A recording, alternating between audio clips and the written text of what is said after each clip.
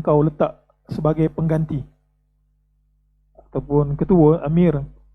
Dan Nafi' bin Al-Harith menyebutkan beliau meletakkan Abdurrahman ibn Abzah, Abdurrahman ibn Abzah sebagai pengganti. Dan Umar bertanya siapa Abdurrahman ibn Abzah ataupun ibnu Abzah.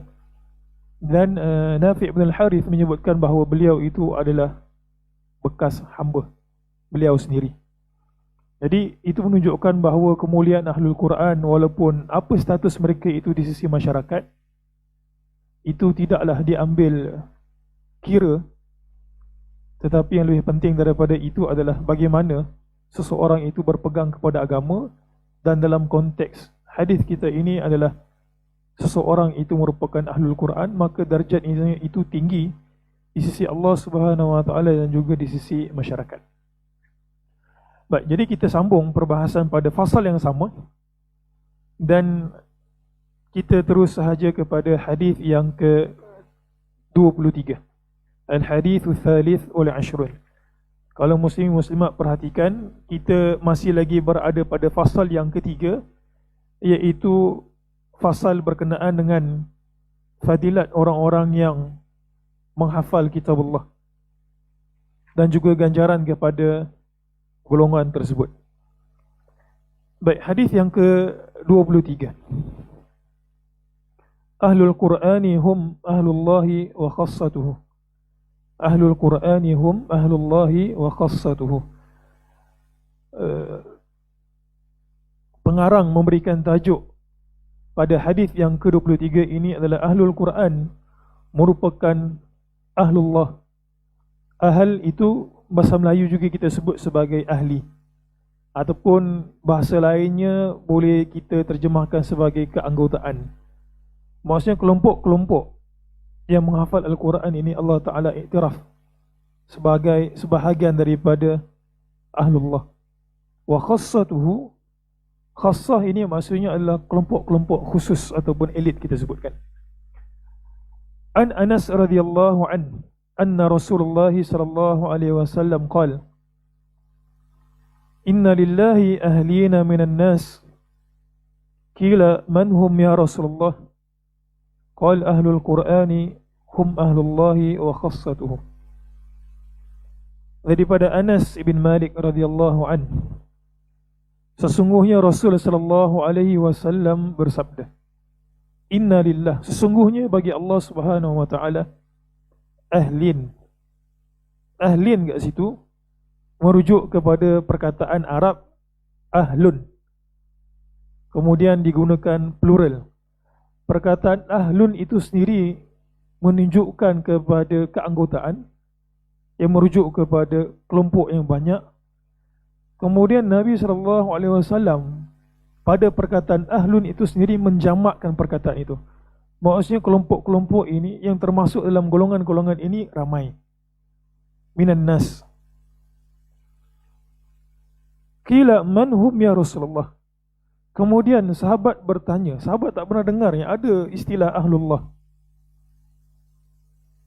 Dan sahabat tak pernah dengar dan tak pernah tahu apa ahlullah.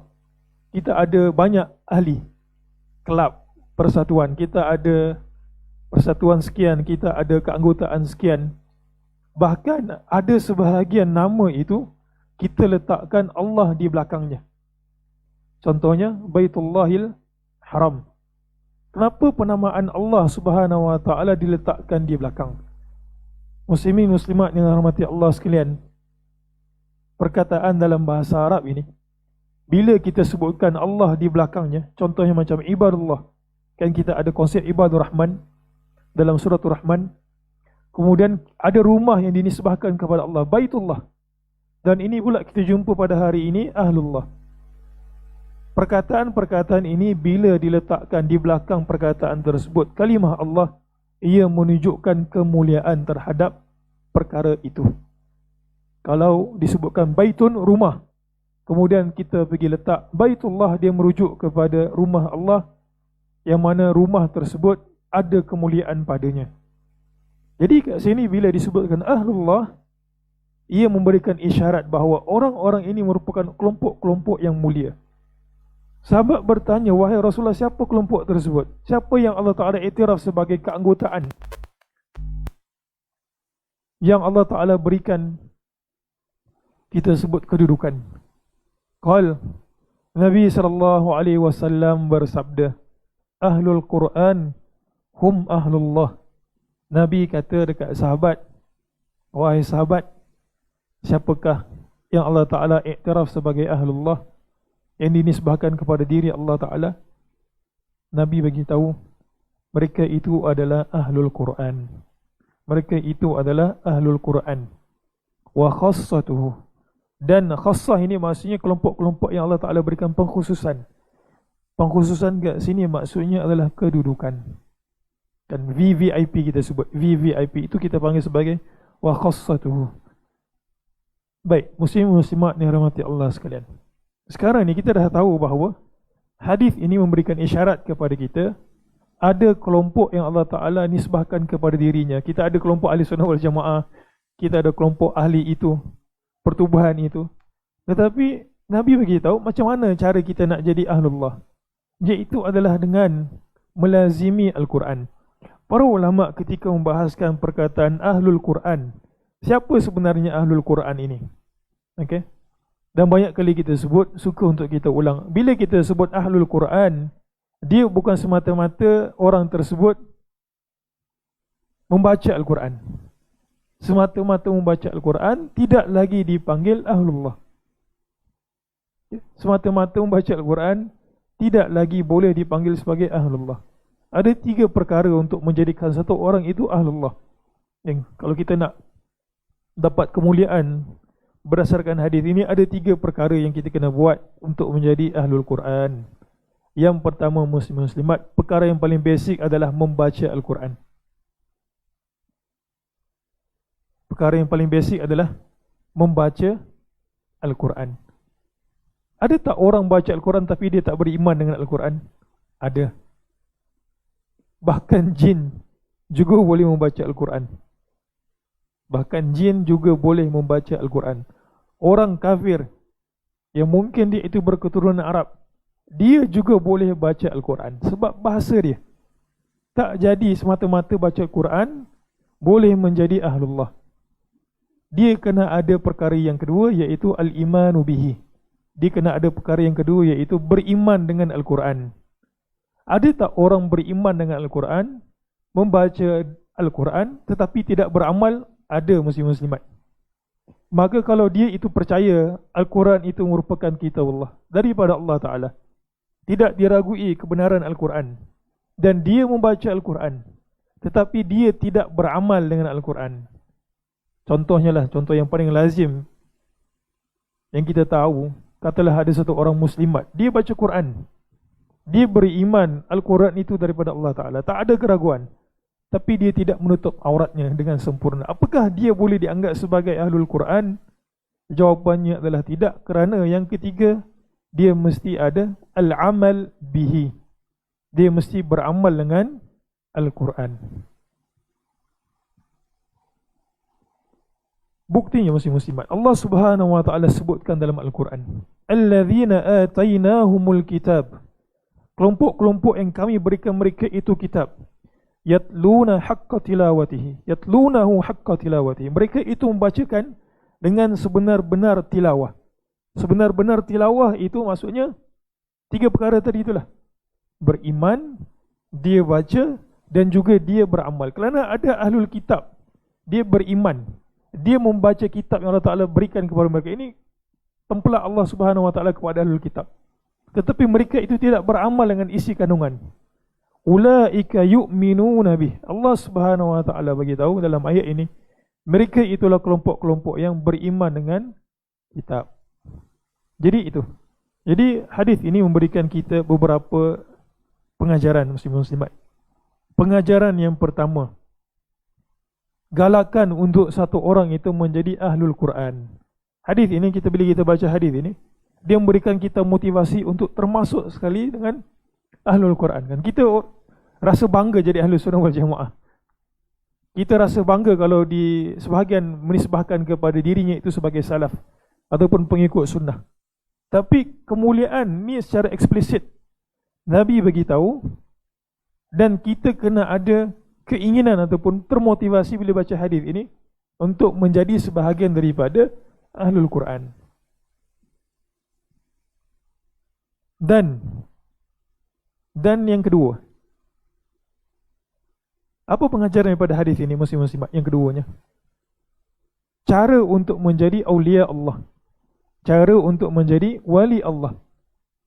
Kalaulah satu orang itu berharap untuk menjadi aulia Allah, dia tidak perlu ikut mana-mana kitab tertentu ataupun jalan tertentu yang kita panggil sebagai suluk ahli sufi dan sebagainya. Cukup dengan dia itu, ini salah satu caranya beriman, beramal soleh dan sebagainya adalah dengan dia melazimi Al-Quran. Melazimi Al-Quran boleh menjadikan satu orang itu aulia Allah, wali Allah Subhanahu Wa Taala. Apa pentingnya jadi wali Allah? Bila satu orang hamba itu menjadi wali Allah, maka penglihatan, pendengaran, percakapannya itu akan terjaga muslim-muslimat. Maksudnya kalau Allah Ta'ala tak redha tentang satu-satu perkataan, mulut dia tak akan ucap perkataan tersebut. Kalaulah satu perbuatan itu Allah tak suka untuk dia pergi, kaki dia tak akan pijak tempat tersebut. Kemudian wali Allah ini di antara kelebihannya adalah Allah Ta'ala akan berikan perlindungan selain daripada keberkatan dalam hidup dia. Jadi hadis ini memberikan pengajaran kepada kita untuk sentiasa melazimi Al-Quran. Baik, hadis yang berikutnya, Al-Hadith Rabi' wal-Ishrun, hadis yang ke-24. Ni siapa yang tak ada kitab-kitab ni boleh di-download, bahkan telah pun ada terjemahannya. Terjemahan dalam bahasa Indonesia, dan terjemahan tu pun saya tengok bagus.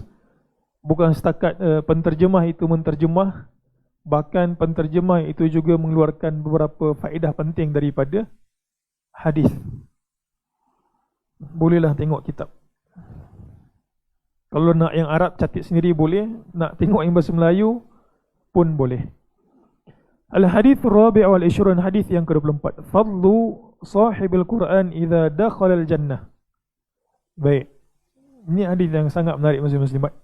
Semua kita mengharapkan untuk masuk ke syurga Allah Ta'ala. Tak adalah satu orang yang cerdik, waras, penat beramal siang malam, pagi petang. Kita ni kan musim Ramadan ini, baca Quran, malamnya tarawih, bangkit awal untuk bersahur dan juga untuk beristighfar. Tak adalah, melainkan cita-cita kita itu semua untuk masuk ke syurga.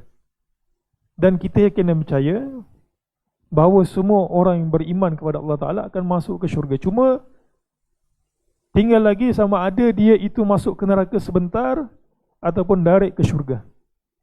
Sekarang ini, orang yang masuk ke syurga ni, mudah-mudahan kita termasuk di kalangan orang yang tak perlu melalui neraka dan direct masuk ke dalam syurga Allah Ta'ala.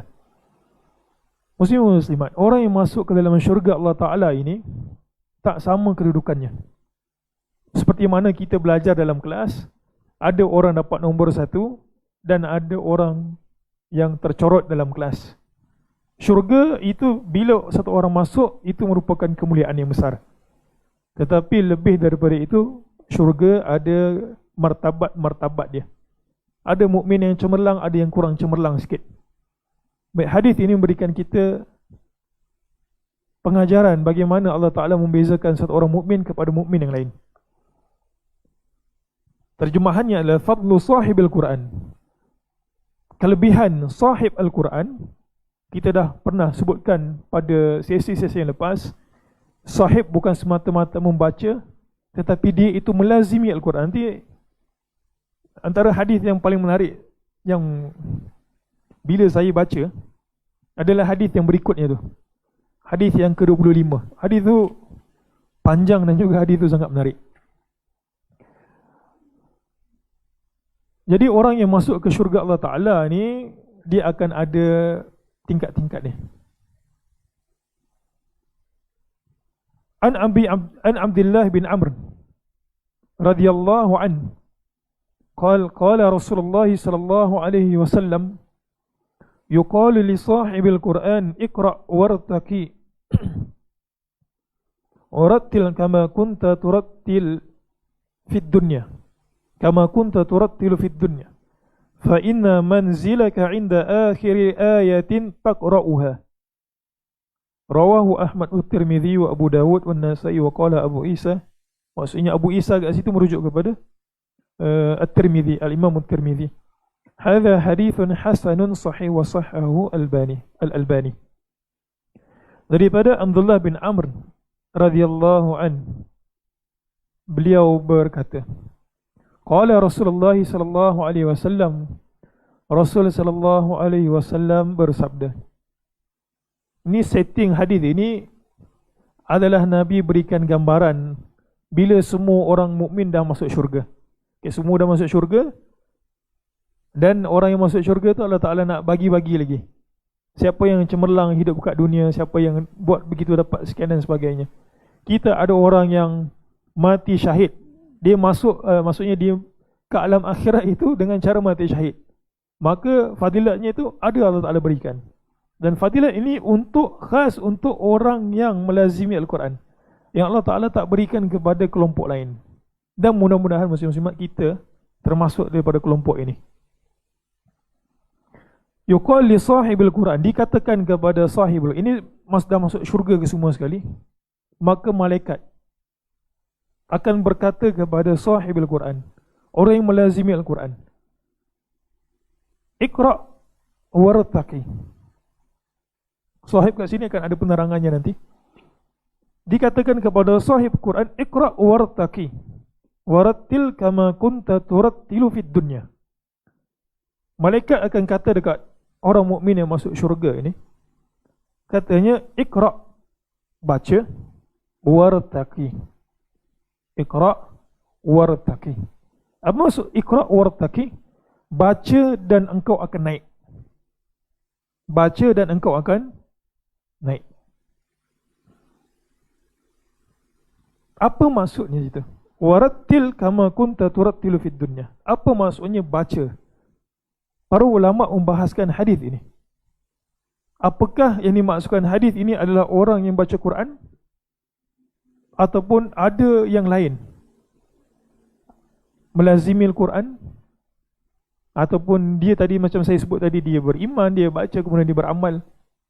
Jawapannya muslim-muslimat, majoriti para ulama bagi tahu hadis ini dia khususkan kepada satu orang yang menghafal Al-Quran dekat dunia. Hadis ini khas untuk orang yang hafal Al-Quran dekat dunia. Itu sebab sebagian para ulama, di antaranya adalah Abdurrahman ibn Nasir As-Sa'di, menyebutkan bahawa tingkatan syurga itu adalah sebanyak bacaan ayat Al-Quran. Ayat Al-Quran ada berapa banyak semua? 6,000 lebih, 6,000 plus tak silap saya. Jadi begitulah, sebagian para ulama kata, berdasarkan hadis ini, Nabi beritahu, engkau baca dan engkau akan naik. Engkau baca, engkau akan naik. Maka mereka berpendapat bahawa tingkatan syurga kesemua sekali adalah sama dengan jumlah ayat Al-Quran. Dalam arti kata lain, katalah satu orang itu dekat dunia, dia luangkan masa banyak, dan sebelum dia meninggal dunia dia sempat habis hafalan Quran dia, maka itulah kedudukannya dekat akhirat kelak. Katalah satu orang itu dia begitu-begitu aja, dia pun malas nak melazimi majlis ilmu, kemudian dia pun tak ada semangat. Apa yang dia hafal masa sekolah rendah, itulah yang dia bawa sampai ke matinya. Biasanya orang kita yang kat sekolah ni hafal ayat Al-Azim kan, adalah 3 kul. Katalah dia boleh hafal Qul huwallahu ahad tu saja. Qul huwallahu ahad ada berapa ayat? Ada 4 ayat. Maka 4 tingkat itulah dia naik. Dan ini terpakai dekat kita semua muslim-muslimat. Saya yang bercakap ini dan juga muslim-muslimat yang hadir, kita semua akan mengikut kedudukan hafalan Quran kita. Baik, saya beritahu kenapa para ulama beritahu hadis ini khas untuk orang yang hafal Quran dan bukan semata-mata baca Quran saja. Okey. Baik, saya akan nukilkan perkataan Ibnu Hajar Al-Haytami. Ibnu Hajar Al-Haytami berikan 3 sebab kenapa hadis ini hanya merujuk kepada orang yang hafal Quran. Dia beritahu, yang pertama, kalaulah semata-mata membaca Al-Quran, muslim-muslimat, nescaya manusia di kalangan orang mukmin ini tidak boleh dibezakan. Betul tak? Saya kena percaya kurang-kurang yang hadir pada hari ini, ataupun muslim-muslimat yang datang melihat, bukan datang, melihat melalui video ni, pernah khatam Quran. Kan? Kita kecil-kecil dulu khatam Quran sebelum masuk sekolah menengah ke, ataupun sekolah menengah kemudian dibuatkan majlis dan sebagainya. Majlis Al-Quran itu pun masih lagi ada perbahasannya. Ala kulli hal, khatam. Dan Ibnu Hajar Al-Haytami beritahu, kalaulah semua manusia khatam Quran, dan hadis ini merujuk kepada orang yang baca Quran, saya kita tak ada beza. Maksudnya saya, muslim-muslimat yang datang pada hari ini, akan naik ke 6,000 tingkat, plus. Sebab kita semua baca Quran. Lagilah yang memang iltizam, sekurang-kurangnya sekali berlalu 1 bulan Ramadan, dia habis 1 kali khatam. Ada yang 2 kali khatam, ada yang 3 kali khatam. Dia kata kalau baca semata-mata, tak ada beza, kita akan naik ke 6,000 tingkat. Satu hujah dia kata, itu sebab hadis ini tertuju kepada orang yang hafal Quran dan bukan orang yang baca Quran semata-mata. Yang kedua, muslim-muslimat,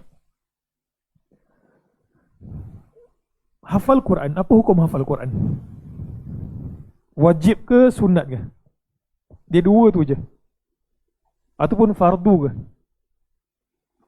Yang lebih tepatnya adalah fardu kifayah. Yang lebih tepatnya adalah fardu kifayah. Dalam arti kata lain, katalah dalam umat ini tidak ada satu orang yang hafal Quran. Dia bawa Quran malas nak hafal. Itu sebab kita jangan pelikih institut tahfiz gitu kan. Walaupun adalah sebahagian yang diperkatakan orang benda-benda yang tidak sedap didengar telinga kita, tapi mereka itu menghidupkan. Ini kita bagi ahlul Quran, ahlullah khassatuhu. Fardu kifayah, muslim-muslimat. Fardu kifayah. Kalau tidak ada satu orang yang hafal Quran penuh di kalangan umat ni, kita semua berdosa besar. Kena ada yang bangkit pergi buat usaha hafal Quran. Jadi katanya, kalaulah semata-mata semua orang baca sekadar baca, nescaya benda tersebut tidak akan gugur. Maksudnya kelebihan itu kepada orang yang berusaha untuk mencapai darjat fardu kifayah. Maka itu sebab Allah Ta'ala berikan kepada orang ini, dia usaha. Okay. Jadi dia kata, mujarrad al-qira'ah min ghairi hifzi la yasqut bihab talab. Semata-mata baca, dia kata kefarduan itu, fardu kifayah tadi itu tidak akan gugur.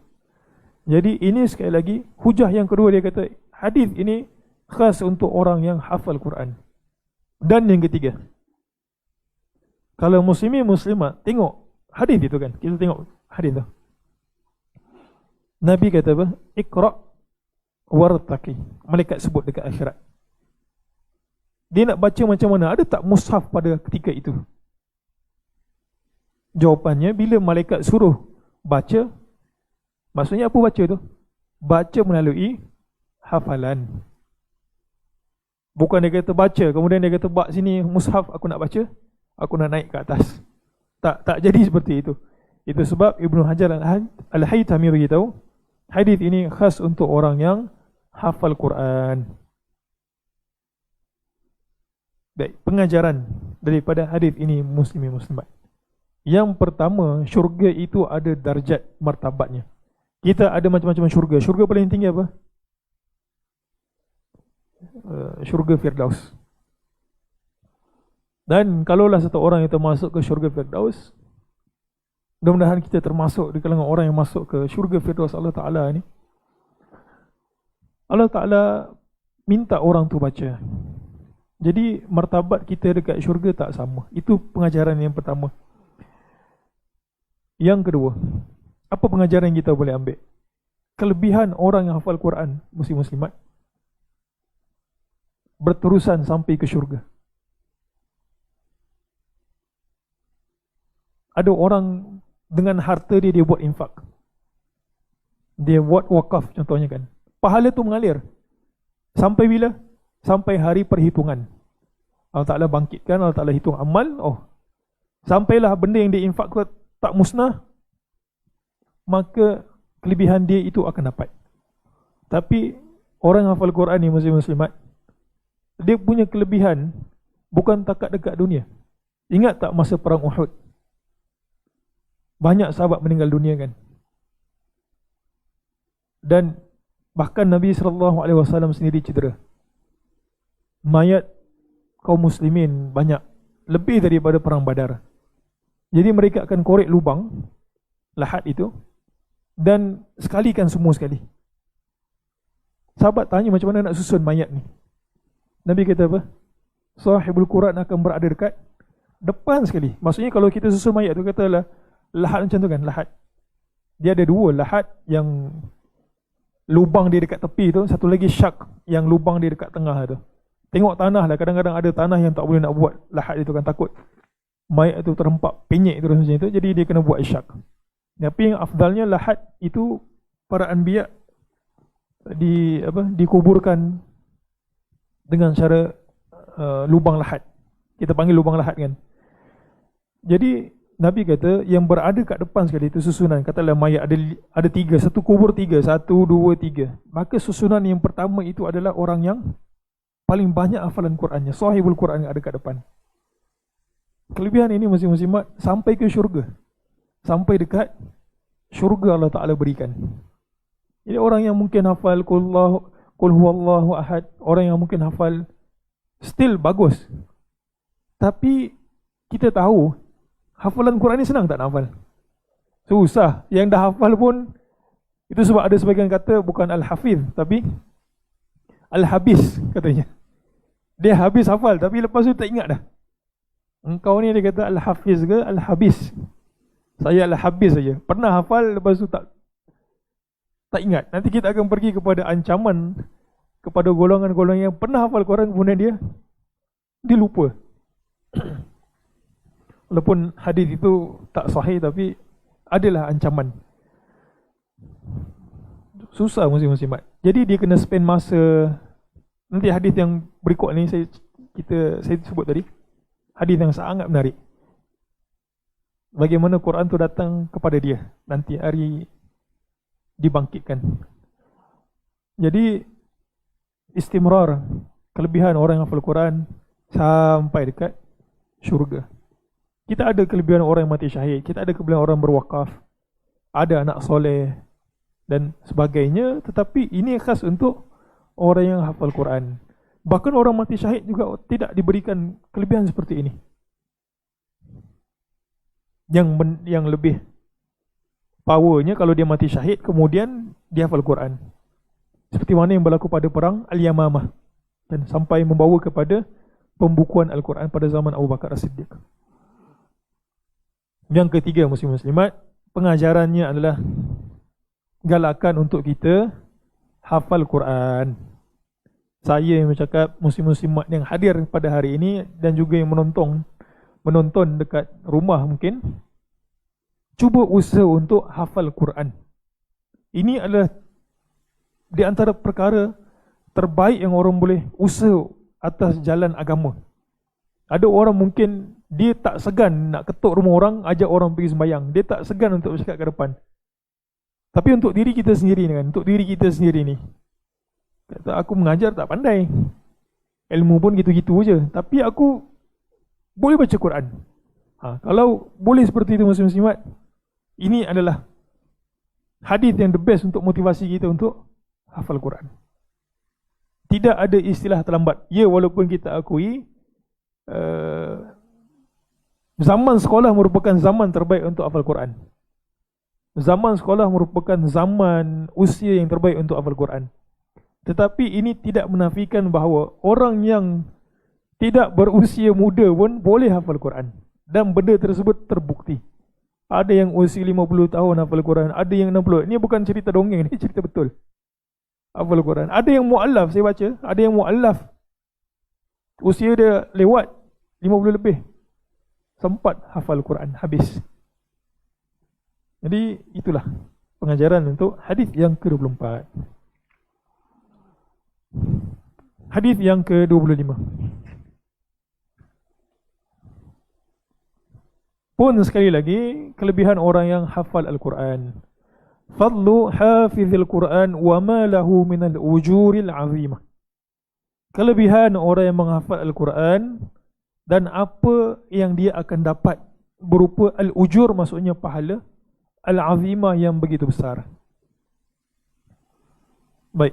An Buraidah radhiyallahu an qala kuntu jalisan 'inda an-nabiy sallallahu alaihi wasallam fasami'tuhu yaqul wa innal qur'ana ya'ti sahibahu yawmal qiyamati hina yanshaqqu anhu qabruhu karrajuli syahib fayaqulu lahu hal ta'rifuni fayaqul ma a'rifuka fayaqul ana sahibukal qur'anul ladzi azma'tuka bil hawajir wa ashartu laylak wa inna kulla tajir min wara'i tijaratihi wa innaka al-yawma min wara'i kulli tijaratin fayu'tal mulka biyaminihi wal khulda bishimarihi wa yudha'u ala ra'sihi tajul waqar wa yuksa walidahu hullatain la yuqawwamu lahuma ahlud dunya fayaqulan bima kusina hadha fayuqalu lahuma bi'akhdhi waladikumal Qur'an thumma yuqal iqra' was'ad fi darajatil jannati wa ghurafiha fahuwa fi su'udin ma dama yaqra'u hadha kana aw tartila ma dama yaqra'u hadhan kana aw tartila. Baik, daripada Buraidah radhiyallahu an katanya, kuntu jalisan 'inda Nabi sallallahu alaihi wasallam fasami'tuhu yaqul. Dia kata aku pernah duduk sekali dengan Nabi dan aku betul-betul mendengar Nabi bersabda. Maksudnya dia tak ambil daripada sahabat lain. Ini maksudnya dia dengar direct daripada Nabi. Kata tengah duduk itu Nabi bersabda, wa innal Qur'an ya'ti sahibahu yaumal qiyamah. Muslim-muslimat, Quran datang banyak tempat. Pada sesi lepas kita dah bagi tahu Quran datang Al-Baqarah dan juga Ali Imran datang masa bila? Masa Allah Subhanahu Wa Taala tengah buat hisab. Tengah buat hisab, Allah Taala panggil satu-satu. Al-Quran datang bela orang yang dalam hadis tu, sebab Al-Quran bela untuk orang yang membaca Al-Quran, Ali Imran dan juga Al-Baqarah, Al-Baqarah dan juga Ali Imran. Baca beramal. Dekat kubur yang menemani orang ketika mana tak ada teman, tak ada keluarga, tak ada siapa-siapa. Orang duk PKPD kan. Tempat saya tu buat demonstrasi tu, tak tahan. Tak wow. Tak tahan muslim-muslimat. Itu ada keluarga tu, ada keluarga, ada kawan-kawan boleh sembang, boleh chatting. Ini kat kubur seorang gitu. Quran datang teman. Ini pula masa kubur terbuka gitu kan. Hari first terbangkit gitu. Ditiup sangkakala pertama, musnah semua. Yang kedua itu, dia kata hina yan syakku anhu qabruhu. Al-Quran datang masa terbuka ataupun yang syak ni maksudnya terbelah. Kubur itu dia bangkit daripada kuburnya, Quran datang. Karrajulis syahib. Ini satu apa ni kita panggil? Satu ulasan yang menarik di kalangan para ulama. Kenapa Nabi SAW beritahu? Allah Taala jadikan Al-Quran itu, kalau masa dia tengah dibela, Al-Quran datang dalam bentuk awan. Bukan awan nano, awan yang besar gitu. Besar, hitam, bela orang yang baca dan juga beramal dengan dia. Al-Baqarah dan juga Ali Imran. Ini pula Al-Quran datang dalam bentuk Ar-Rajulus Syahib. Apa maksud syahib? Dia terjemah apa kat situ syahib? Syahib maksudnya pucat, lesu. Ataupun kita panggil apa? Colorless tak ada warna. Pucat, lesu. Baik, kenapa Quran ni patutnya, kalau kita patut datang dengan keagungan kan, macam dia tengah bela orang yang tengah dihisab Allah Ta'ala, nampak gah gitu. Ini dia datang dalam keadaan pucat lesu. Allah jadikan Quran itu bentuknya seorang lelaki pucat lesu. Baik, kalau muslim-muslimat tengok ulasan, ini kebanyakan ulasan para ulama hadis terhadap hadis ini. Ta'liq, jumpa tak ta'liq, perkataan ta'liq, komentar. Komentar kat sini adalah komentar pengarang. Katanya, qala ahlul ilm, qarrajul syahib huwal mutaghayyir al-laun wal jism. Dia kata perkataan syahib itu itu sebab orang yang faham bahasa Arab ni akan lebih menikmati bila dia baca teks Al-Quran dan juga hadis. Dan juga dia memahami balaghah, kesusastraan Al-Quran, kesusastraan ungkapan-ungkapan yang Nabi gunakan. Para ulama kata, kenapa syahib? Kenapa lesu kan? Kata al-mutaghayyir al-laun. Syahib, perkataan syahib itu maksudnya adalah berubah warna. Perubahan warna. Al-mutaghayyir al-laun maksudnya perubahan warna dan juga tubuh. Perubahan warna dan juga tubuh. Lelaki yang berubah warna tubuh itu kita panggil sebagai asyahib. Lesulah kat situ kan. Li'arid minal awarid, kerana ada faktor yang datang kepada dia. Orang kerja kontraktor, dulu dia mungkin tinggal kat gunung, katalah gunung Kinabalu, orang putih-putih semua, datang sini kerja kontraktor, gelap. Itu awarid yang menyebabkan dia dulu putih jadi gelap. Jadi syahib ini, dia terima faktor-faktor itu menyebabkan dia berubah. Kamarat, contoh orang sakit, muka lesu je kan, ataupun orang safar, muka penat. Jadi semua benda-benda itu kita panggil sebagai syahib. Kenapa Allah Ta'ala datangkan lelaki itu bentuknya syahib? Baik, tengok situ komentar dia.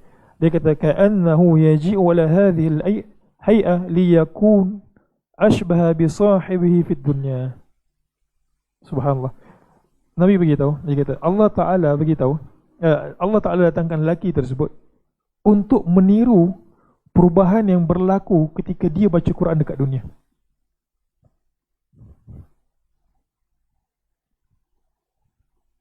Dia kata auli tanbihi lahu ala annahu kama taghayyara launahu fid dunya li ajli al-qiyam bil Quran, kadzalika al-Quran li ajlihi fi as-sa'i yaum al-qiyamah. Seperti mana bila dia baca Quran, dia berubah kan, daripada cergas itu baca-baca sejam dia jadi apa? Penat. Maka Quran datang bentuk seperti itu untuk meraihkan dia. Baik, kita sambung balik hadis. Itu penggunaan perkataan syahid. Fayaqulu lahu hal ta'rifuni. Orang tu tengah baru bangkit. Katalah dia meninggal pada zaman bila? Zaman Nabi itu. Berapa lama selepas beribu-ribu tahun meninggal, bangkit tiba-tiba ada satu orang lelaki datang kat dia, dia kata, kau kenal aku tak? Quran kata kat dia, dia kata hal ta'rifuni. Kita pun tak kenal kan, walaupun kita baca hadis ni musim-musiman. Kata, takkan kita kata, aku pernah ingat hadis ni kan masa kat Baitul Salam dulu baca hadis ni, kata ini mesti Quran. Tak, kita cuak masa tu kan, kita cuak, kita apa? Gelabah, tak ingat apa dah. Kan ada yang gitu, aku pernah baca hadis ni kat Baitul Salam ni, aku ingat ni, kau ni mesti Quran. Tak, Nabi bagi tahu orang yang dibangkitkan tu tengah bangkit, dia tak sedar. Dia kata, ma'arifuka, dia kata aku tak kenal engkau. Fayaqul ana sahibuk, dia kata aku sahabatmu.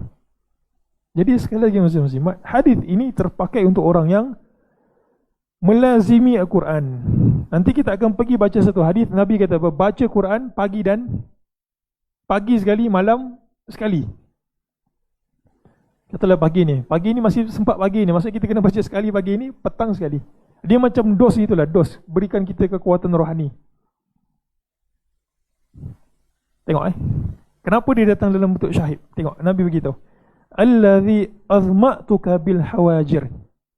Dia kata akulah yang menyebabkan engkau azma'. Kan di antara doa kan orang selalu baca lepas kita bismillah, kita makan kurma, kemudian kita minum air, kita baca apa? Zahaba az-zama'u. Itu zama' tu maksudnya hilang dahaga.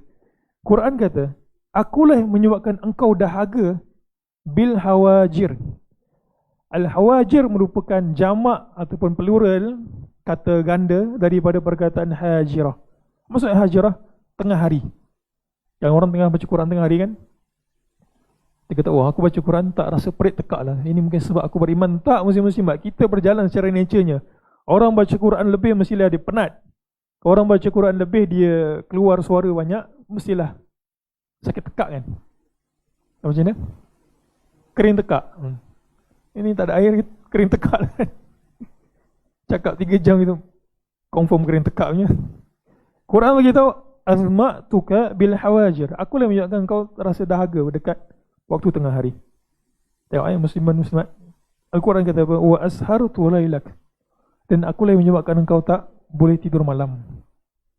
Kan orang hafal Quran dekat sekolah-sekolah tahfiz gitu kan, ataupun Darul Quran, dia tak tidur malam untuk baca Quran. Benda tu muslimat satu benda yang tak sia-sia. Allah Subhanahu wa taala akan balas. Wa inna kulla tajirin min wara'i tijaratihi. Dan Quran bagi tahu setiap pedagang akan berada di bahagian belakang dagangannya. Kalau orang jual, dia berdiri kat depan. Katalah orang jual buku lah kan, dia jual buku kat depan ni, dia berdiri kat depan. Ada orang berniaga macam tu? Tak ada. Orang berniaga mesti barang dagangan kat depan dan dia berada dekat belakang. Satunya untuk jaga barang dagangan dia dan juga untuk layan customer. Tunjukkan ini adalah barang dagangan. Al-Quran bagi tahu pada hari ini, wa innakal yawmin wara'i kulli tijaratin. Dan pada hari ini engkau, Al-Quran kata, engkau akan berada dan engkau merupakan sebaik-baik peniaga yang berada di bahagian belakang dagangannya. Sebab apa? Dia berniaga dengan Allah Subhanahu wa taala. Modal tu daripada Allah Taala muslimat. Modal apa? Masa kan. Allah Taala berikan kita penglihatan. Semua daripada tubuh kita ini, bahkan apa sahaja pada tubuh kita ini daripada Allah Taala. Modal ni maksudnya Allah Taala kurniakan. Kemudian kita berdagang kepada Allah Taala. Kemudian Allah Taala balas balik kan. Macam mana tu? Begitu rahmat Allah Subhanahu wa taala kan. Ada orang bagi modal, kemudian kau buat produk tu kau jual kat semula kat aku, kemudian aku bagi kau duit. Tak ada orang buat macam itu. Hanya Allah Subhanahu wa taala saja dengan Maha Rahmat dan juga Pemurahnya berikan kita modal. Ini kita panggil tijarah kan. Hadis ni sebut berdagang dengan Allah Taala, kita buat amal, akhirnya Allah Taala pulangkan semula dia punya keuntungan. Itu sebab kita bagi tahu tadi dengan hafal Quran. Hafal Quran makan banyak masa. Bukan tak hafal Quran muslim-muslimat, penuntut ilmu. Penuntut ilmu ni ada banyak kelebihan. Dan di antara benda yang menyebabkan kita rasa termotivasi, saya sendirilah bila baca hadis tu, bila Nabi SAW bagi tahu hatta ikan di lautan, semut yang berada pada sarangnya akan beristighfar kepada orang yang menuntut ilmu. Dan sebaik-baik ilmu yang kita boleh pelajari muslim-muslimat adalah Al-Quran. Masa orang tengah shopping kan, ni nak shopping ni orang, ya, sentimen, kadang-kadang sentimen kita terhadap satu-satu perayaan itu kadang-kadang menyebabkan kita hilang apa kita panggil, hilang pertimbangan. Nak balik kampung sampai buat rusuhan, membahayakan kesihatan. Kita memang nak balik sebab sentimen kita itu, kenangan kita, pengalaman kita dekat beraya dengan keluarga dan sebagainya. Kadang-kadang melebihi menyebabkan kita meninggalkan perkara yang begitu penting, baca Quran, tarawih dan sebagainya. Ya, masa penuntut ilmu keluar untuk belajar ilmu, dia mengorbankan banyak benda. Orang hafal Quran, orang mungkin sedap main phone, mungkin orang sedap tengah minum kedai kopi dan sebagainya. Dia buat apa? Dia pergi baca Quran. Itu pengorbanan yang dia buat. Maka setimpal dengan ganjaran yang Allah Subhanahu wa taala bagi. Baik, cuba tengok tu. Fayu'tal mulka biyaminihi. Allah Ta'ala akan berikan al-mulk, kekuasaan ataupun kepemilikan, di tangan kanannya. Wal khuld, keabadian, bishimalihi, di kirinya. Wa yudha'u ala ra'si tajul iqar. Allah Ta'ala berikan di kanannya apa dia?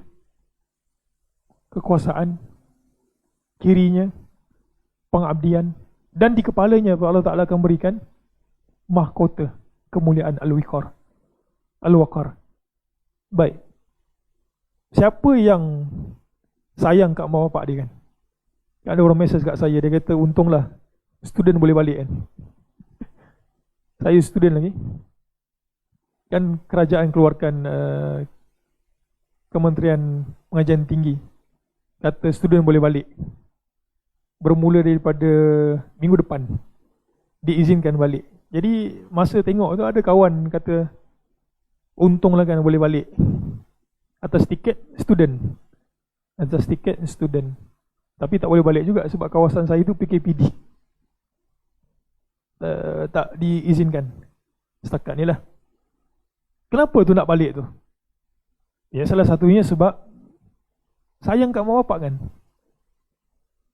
Ada orang buat macam-macam. Dia makin sayang kat mak bapak, dia bagi makan apa makanan yang dia suka, dia bagi mak dia, ayah dia.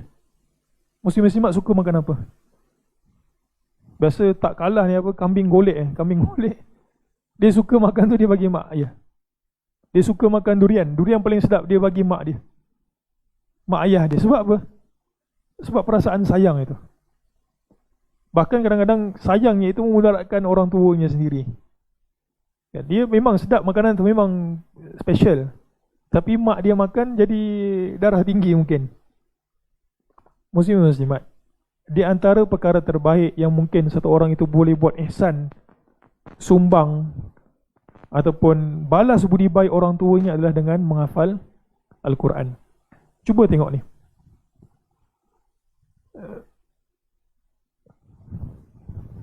Wa yuksa walidahu hullatain la yuqawwamu lahuma ahlud dunya.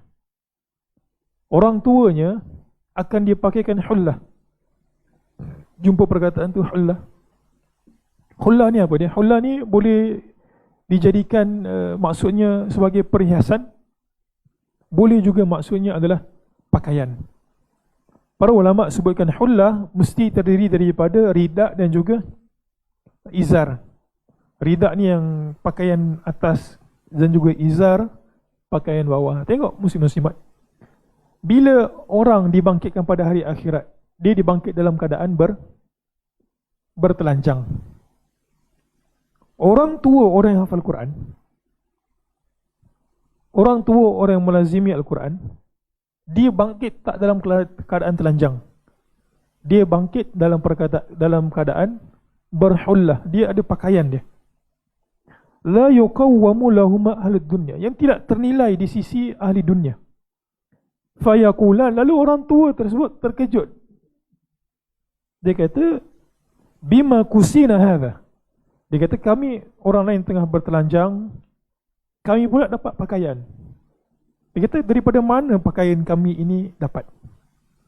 Fayuqal lahuma, lalu dikatakan kepada kedua orang tua ini, jangan pula kita fikir dekat akhirat, bangkit-bangkit, oh nampak orang tua kita kan dah berusia. Tak, kita bangkit pada usia 33 plus something dekat hari akhirat, usia terbaik. Jadi sama baya lah kan. Ayah kita baya kita lah. Baya kita, nampak macam member gitu. Ayah kita baya kita, mak kita baya kita. Usia semua sama.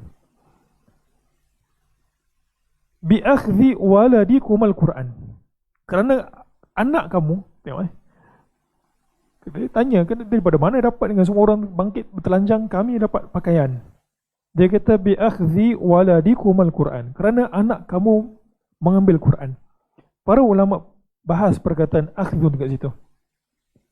Boleh jadi anak dia mengajarkan Al-Quran, ataupun boleh jadi anak dia hafal Quran, ataupun boleh jadi anak dia mempelajari Al-Quran. Menyebabkan anak dia punya usaha, mak ayah dia dapat sekali. Itu sebab kita beritahu, kalaulah ada satu orang yang sayang dekat mak ayah dia, dekat akhirat kan, contohnya dia tengok ayah dia ni macam gini, tak berapa nak, begitu-begitulah amalannya. Jadi di antara syafaat yang anak itu boleh bagi dekat orang tuanya adalah dengan hafal Quran. Dengan hafal Quran dan juga melazimi Al-Quran. Thumma yuqal iqra' was'ad fi darajatil jannati wa ghurafiha. Dia dapat pakaian tu semua dekat syurga. Allah Subhanahu wa taala kata dekat kawan ni, was'ad fi darajatil jannah, naiklah dekat tingkatan-tingkatan syurga, wa ghurafiha, dan juga bilik-biliknya. Fahuwa fi su'udin ma dama yaqra'u haddan kana aw tartila. Dan dia akan sentiasa naik. Orang dah masuk syurga, dia pula naik lagi, naik setingkat. Selagi mana dia baca Quran. Tertila maksudnya baca Quran dengan betul, bertajwid, memenuhi hak-hak huruf. Itu maksudnya baca secara tertil. Jadi pengajaran daripada hadis ini, muslimin muslimat, adalah agungnya syafaat Al-Quran. Agungnya syafaat Al-Quran, yang bukan saja seperti mana yang kita sebutkan tadi, bukan saja diberikan semasa dia itu dekat dunia, dekat kubur, bahkan sampai ke syurga. Dan yang keduanya, pengajaran lain yang kita boleh ambil adalah orang yang berusaha untuk menghafal Quran, melazimi Al-Quran sampai diri dia itu penat, kering tekak dan sebagainya, semua benda itu Allah Subhanahu Wa Taala akan ganjari pahala. Hadis yang terakhir sebelum kita berhenti berehat. Boleh? Target berapa hadis? 30 sampai 30, boleh insya-Allah. Al-hadits as-sadis wal 'ashrun, ikramu ahli al-Quran wa ijlaluhum wa tawqiruhum wa ijtinabu udhiyatihim. Ikram maksudnya memuliakan ahli Quran. Tadi orang yang hafal Quran, apa yang Allah Ta'ala beri kat dia. Ini pula kita ni, kita tengok ada satu orang hafal Quran, apa yang kita kena buat? Hadis ini beritahu ikram ahli Quran. Ikram maksudnya memuliakan ahli Quran, wa ijlalihim, berikan penghormatan, wa tawqirihim, maksudnya serve mereka itu, wajtinab udhiyatihim, dan menjauhi perkara-perkara yang menyebabkan mereka itu disakiti. An Abi Musa al-Ash'ari radhiyallahu anhu qala Rasulullah sallallahu alaihi wasallam, inna min ijlalillahi ikrama dhi syaibati al-muslim wa hamil al-Qur'ani ghairil ghali fihi wal jafi anhu wa ikrama dhi sultan al-muqsit. Daripada Abu Musa al-Ash'ari radhiyallahu anhu, katanya Nabi sallallahu alaihi wasallam bersabda, inna min ijlalillah, inna sesungguhnya, min ijlalillah. Apa maksud ijlal? Ijlal ni seerti dengan ikram, maksudnya penghormatan, maksudnya adalah kemuliaan. Kalau kita nak terjemah ni, dia tak ada satu terjemah yang satu-satu gitu. Dia kena terjemah ikut konteks. Maksud ayat ini, inna min ijlalillah, bentuk engkau menghormati ataupun memuliakan Allah Subhanahu Wa Taala, itu maksud dia. Min ijlalil, inna min ijlalillah, bentuk engkau menghormati ataupun memuliakan keagungan Allah Subhanahu Wa Taala, itu maksud dia. Ikrama dhi syaibatil muslim, engkau kena buat ikram, penghormatan, buat baik, dhi syaibatil muslim, kepada syaibah, pemilik syaibah. Apa maksud pemilik syaibah? Ada orang bagi nama anak dia Syaibah. Syaibah maksud syaibah. Syaibah maksudnya adalah uban. Pemilik uban. Siapa pemilik uban? Orang yang berusia lanjut, orang tua maksudnya. Al-Muslim. Tengok ni muslim-muslimat, kita bukan agama yang sembrono dan juga sembarangan. Bahkan setiap satu itu telah pun Allah Subhanahu Wa Taala aturkan. Hadis ini pengajaran terbesarnya apa? Akhlak merupakan sebahagian daripada agama. Akhlak merupakan sebahagian daripada agama. Orang yang tidak berakhlak sebenarnya muslim-muslimat tidak beragama pada hakikatnya. Cuba tengok perkataan Tuhan, inna min ijlalillah. Di antara bentuk engkau mengiktiraf keagungan, keperkasaan, kemuliaan Allah Subhanahu Wa Taala, ikram dhi syaibatil muslim, engkau kena beri hormat kepada orang tua. Satu, kenapa kena beri hormat dekat orang tua? Para ulama bahas hadis ini sebab kita kena fikir bila kita deal dengan orang tua bukan orang tua sembarangan dah. Hadis ini kat belakang itu sebut al-muslim, orang tua muslim. Sebab kita kena tanam dalam jiwa kita, kita hormat dia sebab dia punya pengalaman dan juga punya ibadah yang lebih banyak daripada kita. Jadi kita hormat sebagai dia itu muslim dan juga kita hormat kerana dia itu lebih banyak pahalanya berbanding dengan kita. Wa hamilul Quran ghairil ghali fihi wal jafi'an. Dan yang kedua, bentuk kita mengiktiraf keagungan dan juga kemuliaan Allah Subhanahu Wa Taala, kita kena hormat orang yang pembawa Al-Quran. Beza tak sahib hamil? Beza. Ini Nabi guna hamil. Hamil kat sini bukan maksudnya orang yang mengandung. Sebab dalam bahasa Arab bila disebut hamil merujuk terus kepada wanita. Sebab lelaki tak ada hamil. Ada lelaki hamil. Lelaki tak boleh hamil. Hamil Al-Quran maksudnya pembawa Al-Quran. Tapi dengan syarat Nabi ikat. Nabi ikat orang tua, hormat orang tua bukan sembarangan orang tua, dia itu muslim.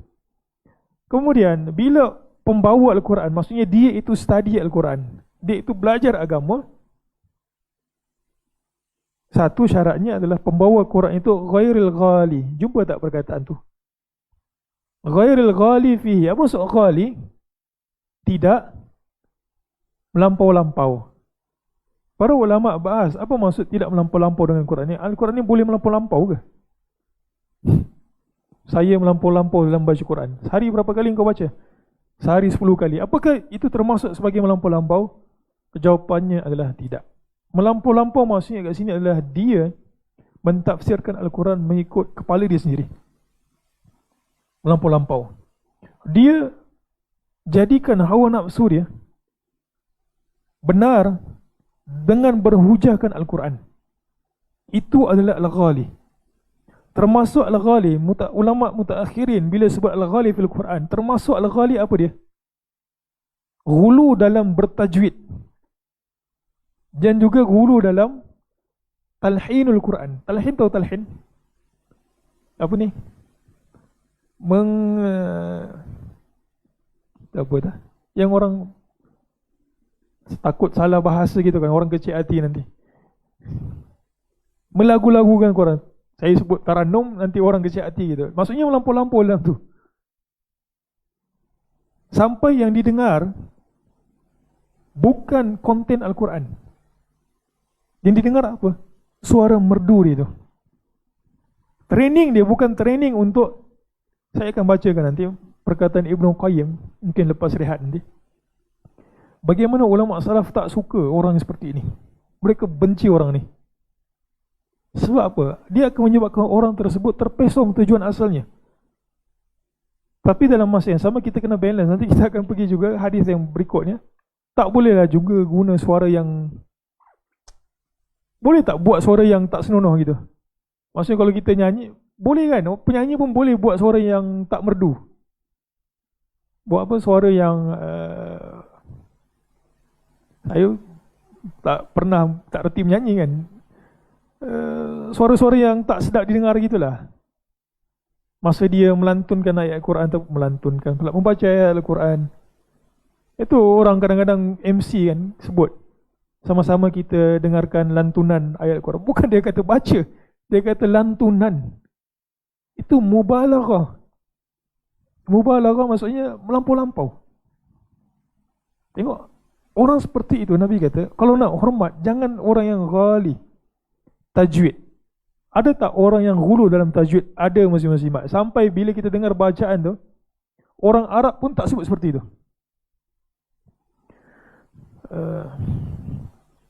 Ini memang kena betul serang lah. Kalau dia baca Allahu Akbar tu kan, kita dengar orang Arab baca ataupun time azan, kafnya itu biasa, Allahu Akbar. Tetapi ada yang nak bagi bunyi macam dia kata tak boleh bunyi, tak boleh tak tekan sangat, tapi tak boleh tekan sampai bunyi kho sangat. Cuba buat.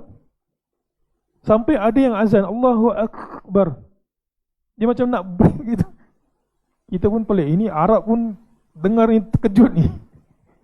Dia punya ain, mungkin kalau orang ain kat sini, dia mungkin ain kat perut, dia punya bunyi ain itu kan. Kho-nya tu sampai kita Allahu Akbar. Kho ni macam orang nak berkahak. Pernah dengar tak orang seperti itu? Ada kawan kadang datang sembang, dia kata, dia bangga lah kan. Dia kata aku dulu tak boleh baca Quran. Dia kata aku datang UAA boleh baca Quran. Dia kata aku ngaji dengan syekh tu. Okay, kita dengar lah kan. Dia kata aku study ataupun baca Quran Al-Fatihah, dia kata 3 bulan.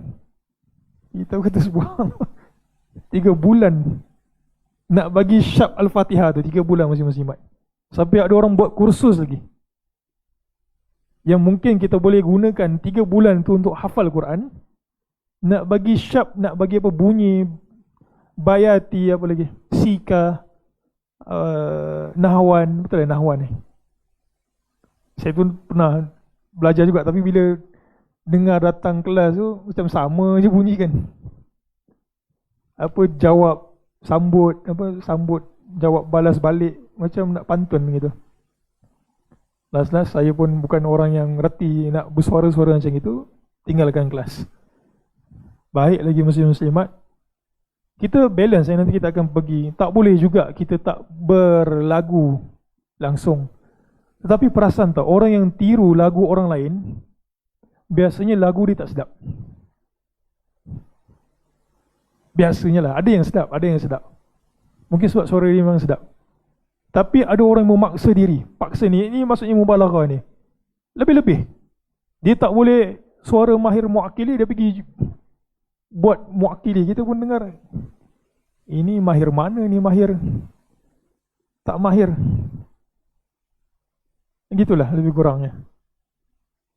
Dan satu sudut lagi, itu lampau-lampau. Satu sudut lagi, wal jafi anhu. Al jafi maksudnya, jaf dalam bahasa Arab kita terjemah sebagai kering. Maksudnya mengabaikan. Dia boleh baca Quran, ya, sekali lagi, dia hamil Quran, dia bukan sahih ataupun hafizul Quran. Dia boleh baca Quran tapi dia tak baca, ataupun dia tak beramal. Itu al-jafi anhu. Ataupun dia baca sesekali, seminggu sekali. Itu memang tak sepatutnya lah Muslim buat. Kalau mungkin sibuk 2 hari tu boleh tahan lagi lah. Tapi kalau sampai sebulan sekali baca Quran, itu ada something wrong. Ada something wrong. Kemudian yang terakhir, ikram the sultan, memuliakan as-sultan. Sultan mana yang patut dimuliakan?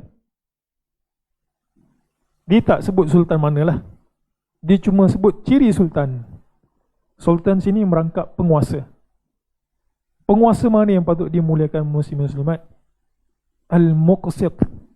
Muqsit maksudnya penguasa yang adil, sama. Dia tidak melakukan kezaliman. Al-muqsit maksudnya adil. Jadi kalau penguasa yang zalim, kita kena buat apa? Kita kena lawan ke? Tak. Kita kena berikan teguran dan juga nasihat. Baik, faedah daripada hadis ini, akhlak sebahagian daripada agama. Orang yang tidak berakhlak, sebenarnya agama dia kurang. Yang kedua, Islam mengiktiraf untuk kita hormat akan kedudukan satu orang. Dia itu tua daripada kita, kita hormat dengan cara orang tua. Dia kata tak ada, inna akramakum indallahi atqakum. Dia kata engkau aku sama je. Ditunjuk macam tu kan, nenek yang mungkin 70 tahun, dia kata engkau dan aku sama je. Yang penting, yang bezanya adalah kita punya takwa. Tak je seperti itu muslim-muslimat. Hadis ini menunjukkan kita kena hormat orang tua. Lagi, hormat orang yang berilmu. Guru kita, saya ada guru, kita hormat guru kita. Walaupun kita tak setuju banyak dengan dia, tapi selagi mana dia itu memberikan kita faedah ilmu, dan dia itu, ya kadang kita tak boleh pilih guru. Memang kita pilih guru dekat luar, tapi dekat universiti kan, dekat sekolah, Saya tak naklah masuk kelas ustaz ni. Ustaz ni garang, saya nak tukar. Dan memang itu apa penolong kanan kurikulum bagi. Kena hormat. Hormat tidak mesti kita bersetuju. Dan hormat guru tidak semestinya bila kita sebut guru, ada guru yang kita lazimi, mungkin guru yang kita tidak melazimi. Dan yang terakhir adalah Islam mengiktiraf untuk kita hormat akan penguasa.